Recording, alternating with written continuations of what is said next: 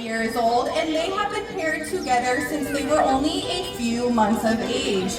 Now, Alongo was born over at our sister facility, the Standing Zoo Safari Park, and she was the 159th cheetah born over there. But unfortunately, she was the only surviving cub of her litter, and she was a good candidate to have a dog as a companion. Now, not every single cheetah will need a dog. It is definitely a case-by-case basis, but they have been paired together since they were only a few months.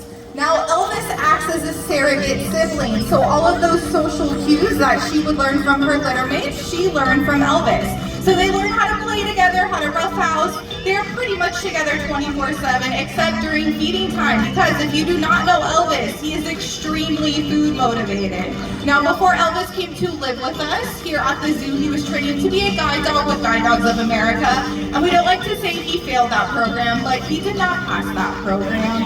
As I mentioned, he just loves food a little bit too much. Now, cheetahs, I mentioned, fastest land mammal in the world. Does anybody know how fast a cheetah can run?